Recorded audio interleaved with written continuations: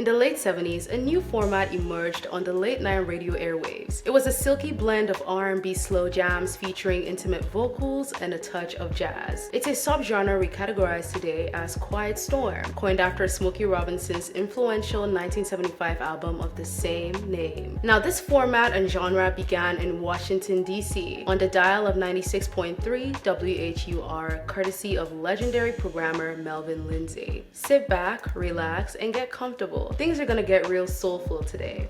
My name is Elsie, and you're watching Off the Record.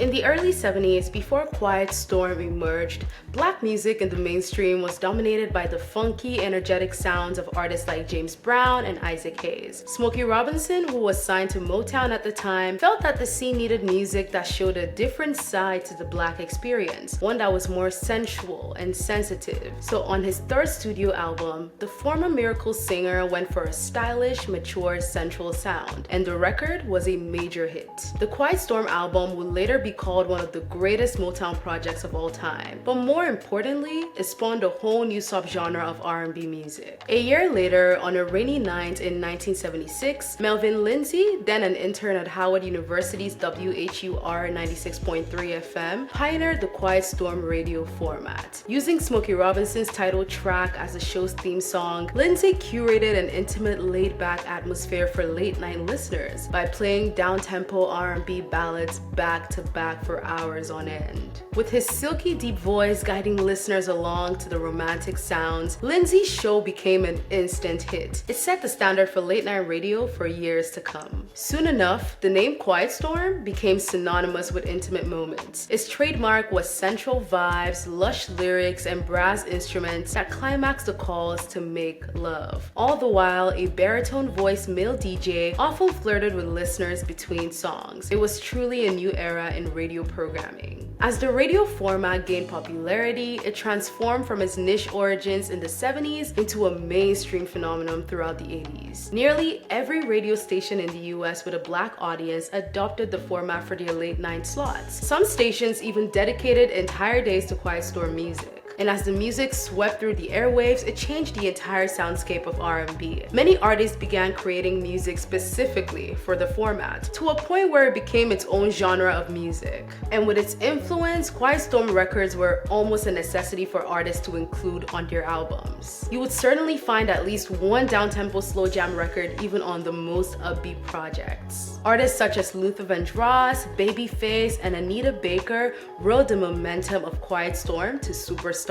And instrumentalists like George Benson, Kenny G, and Bonnie James also drew acclaim as their projects captured similar moods. Then, in 1992, Sade set the high mark for Quiet Storm with the album Love Deluxe. This trend continued well into the 90s and resulted in some of the most central R&B slow jams in music. And although the genre experienced a decline in the last couple decades, overshadowed by the rise of hip-hop, its influence has lived on through neo-soul acts, including Maxwell and Jill Scott. There's also been a recent resurgence in its popularity today, when you consider the sounds of artists like Summer Walker, Jhené Aiko, Ari Lennox, and Giveon, and the list goes on. Now that we got you all in the mood, I have a question for you all. What are some of your favorite Quiet Storm songs or projects? As usual, leave a comment and let's have a conversation. So for today's segment, I decided to do something a little different today. Usually I would pick one album and do a whole review and breakdown, but there's been so many great projects released this year that haven't gotten the attention that they deserve. And I've not seen a lot of people talking about this project, so I thought I'd give you guys a quick rundown of what I've been listening to. Every project on this list is worth checking out, so get your notes ready and let's get into it. The first album we're starting out with is Francis by the producer M.A.A.D.A. Now, this album dropped on June 7th, and it is hands down one of my favorite albums to drop all year. If you're a fan of smooth, sensual R&B vibes, then this album is right up your alley. The feature list is incredible. We have Duckworth, Joyce Rice, Kenyon Dixon, Leon Thomas, and so many more amazing voices that just bring Esta's production to life. I also have an interview with Esta coming up soon, so look out for that. Next up is another favorite of mine. This one is called Don't Grow Up Too Soon by Nascent. If you haven't already gotten the memo, 2024 is the year of producers, and this is another album that is heat from start to finish. We have fire features from Ab-Soul, Mereba, Duckworth, Saba, and a very long list of amazing artists on here. And Nascent's production just brings out the best out of everyone. Plus, the title perfectly encapsulates how this album feels. Like you won't be able to put it down once you tap in, I guarantee you. Next album on my list is Metamorphosis Complete by sibling band Infinity Song. Now this one is actually a deluxe album following the release of their album Metamorphosis last year. But if you thought that that album on its own was great, then I'm here to tell you that the deluxe is even better. The additional songs are beautiful with the stripped back melodies and group harmonies, but the vivid songwriting especially is my favorite thing about this entire project.